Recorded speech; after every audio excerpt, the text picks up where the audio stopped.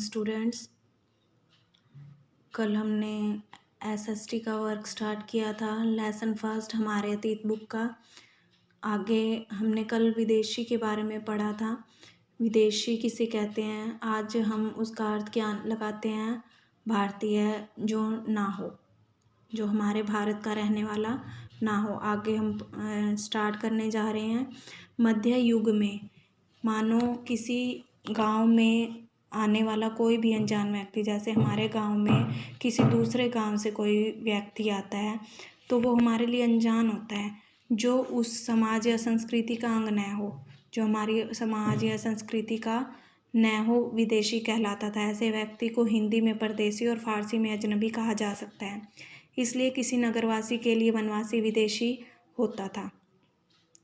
नगर में रहने वाले के लिए वन में रहने वाला विदेशी होता था। किंतु एक ही गांव में रहने वाले दो किसान अलग अलग धार्मिक या जाति परंपराओं से जुड़े होने पर भी एक दूसरे के लिए विदेशी नहीं होते थे। जैसे दो किसान हैं, एक ही गांव में रहते हैं या अलग अलग उनके धर्म है, रीति रिवाज हैं, परंपराएं हैं, जाति हैं, तो एक दूसरे के लिए विदेशी नहीं होते थे।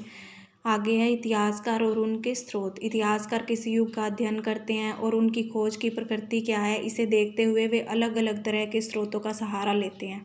उदाहरण के लिए पिछले साल अतीत के बारे में इतिहासकार जो भी जानकारी प्राप्त करते हैं तो उसके लिए उनकी खोज की प्रकृति क्या है, इसे देखते हुए वे अलग अलग तरह के स्रोत अपनाते हैं, स्रोतों का सहारा लेते हैं। उदाहरण के लिए पिछले साल अपने गुप्त वंश के शासकों और हर्षवर्धन के बारे में आपने पढ़ा होगा। लास्ट क्लास में आपने गुप्त वंश के शासकों और हर्षवर्धन के बारे में रीड किया होगा।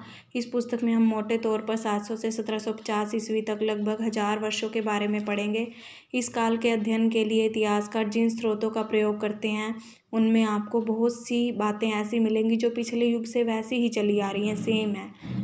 इतिहासकार इस काल के बारे में सूचना इकट्ठी करने के लिए अभी भी सिक्कों, शिलालेखों, स्थापत्य, भवन निर्माण कला और लिखित सामग्री पर निर्भर करते हैं। लिखित सामग्री जैसे शिलालेखों पर, अभिलेख, पांडुलिपियाँ, इन सब से वो जानकारी प्राप्त करते हैं। पर कुछ बातें पहले से काफ़ी भिन्न भी हैं, काफ़ी अलग भी हैं। इस युग में प्रामाणिक लिखित सामग्री की संख्या और विविधता आश्चर्यजनक रूप से बढ़ गई है। जो लिखित सामग्री है वो कैसे बढ़ गई, जो प्रतिलिपियाँ थी, जैसे एक प्रतिलिपि से कई प्रतिलिपियाँ बन गई, जैसे बढ़ती गई। जैसे एक ने प्रतिलिपि बनाई, फिर उसकी देख के दूसरे ने बनाई, दूसरी से तीसरे ने, ऐसे प्रतिलिपियों की संख्या बढ़ गई। तो जो लिखित सामग्री थी उनकी संख्या और विविधता जैसे अनेक प्रकार की बन गई, आश्चर्यजनक रूप से बढ़ गई। इसके आगे इतिहासकार सूचनाओं के दूसरे प्रकार के स्रोतों का इस्तेमाल धीरे धीरे कम करने लगे। पहले अब कागज़ की बात आएगी। अब आगे कागज़ के बारे में एक बार देख लो। इधर कागज़ का मूल्य, इन दो प्रसंग दिए हुए हैं। ये जो दो प्रसंग है 13वीं सदी का है और एक 14वीं सदी का है। इनमें क्या डिफरेंस है। 13वीं सदी के मध्य में एक विद्वान को एक पुस्तक की प्रतिलिपि की जरूरत पड़ी। पुस्तक के पेज जैसे प्रतिलिपि बनाने के लिए, पुस्तक लिखने के लिए उसके पास उतना कागज़ नहीं था। इसलिए उसने एक ऐसी पांडुलिपि को धो डाला जिसकी उसे ज़रूरत नहीं थी और उसके कागज़ को सुखाकर उसका इस्तेमाल कर लिया। एक सदी बाद यानी कि 14वीं सदी में अगर आप बाज़ार से कोई खाद्य पदार्थ, खाने की वस्तु खरीदते हो तो हो सकता है कि आपकी किस्मत अच्छी होती है और दुकानदार वह वस्तु कागज़ में लपेट कर दे देता है। तो कागज़ कब अधिक महंगा था, 13वीं सदी में, जब आसानी से उपलब्ध भी नहीं होता था। इस समय के दौरान कागज़ क्रमशः सस्ता होता गया और बड़े पैमाने पर उपलब्ध भी होने लगा। लोग धर्म ग्रंथ, शासकों के वृत्तांत, संतों के लेखन, जो लोग धर्म ग्रंथ लिखते थे, शासकों के जीवनी के बारे में लिखते थे, संतों के लेखन, उपदेश, अर्जियाँ, अदालतों के दस्तावेज, अदालतों की जो फाइलें वगैरह होती हैं, हिसाब और करों के खाते, जो हिसाब किताब हुआ पैसों का या किसी और चीज़ का, या फिर कोई हम पर टैक्स लगा, कर लगा, उसके खाते आदि, किसी से जुर्माना लेना है आदि लिखने में इसका उपयोग करने लगे। धनी व्यक्ति, शासक जन मठ, मंदिर पांडुलिपियाँ एकत्रित किया करते थे। इन पांडुलिपियों को पुस्तकालयों तथा अभिलेखागारों में रखा जाता है। अभिलेखागार जहाँ पे अभिलेख पांडुलिपियाँ एकत्रित करके सुरक्षित रखी जाती हैं। इन पांडुलिपियों तथा दस्तावेजों से इतिहासकारों को बहुत सारी विस्तृत जानकारी मिलती है, मगर साथ ही इनका उपयोग करना कठिन भी है। उन दिनों छापे खाने तो थे नहीं, इसलिए लिपिक या नकल नवीस मतलब जो नकल करने वाले होते हैं, हाथ से ही पांडुलिपि की प्रतिकृति बनाते थे। अगर आपने कभी किसी मित्र के गृह कार्य की नकल उतारी है, जैसे हमारा होमवर्क कंप्लीट नहीं होता या हम किसी कारणवश स्कूल नहीं जा पाते, तो हम किसी बच्चे की नोटबुक ले लेते हैं और उसकी नकल करते हैं, मतलब उसके जैसा ही काम करते हैं।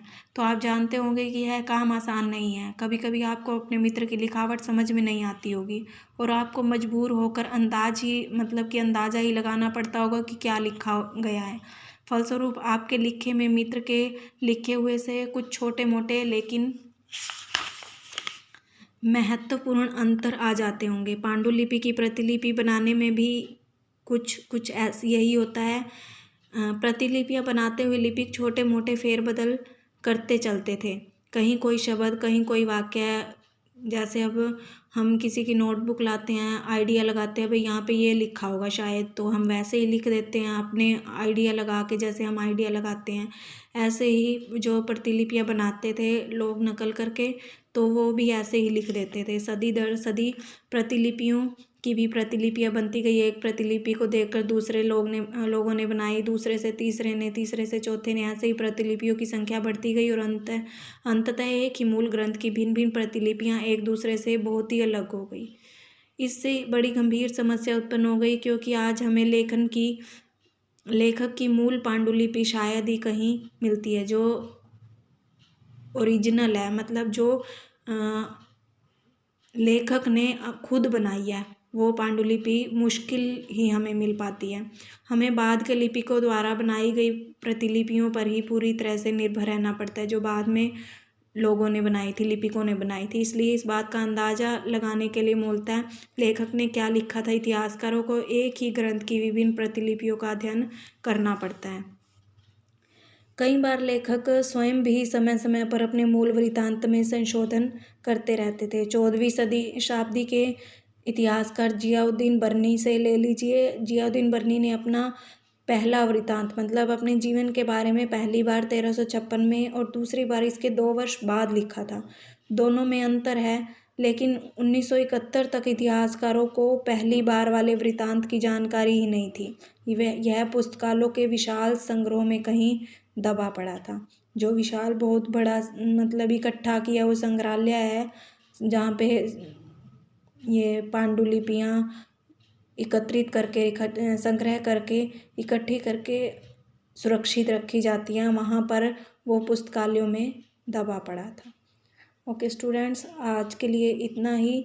ये लेसन अच्छे से आप रीड कर लीजिए, और जो मैंने कल क्वेश्चन दिए थे उनकी आंसर की भी मैं इनके साथ भेज रही हूँ, वो आप मैच कर लेना और राइट भी कर लेना और लर्न भी कर लेना अच्छे से।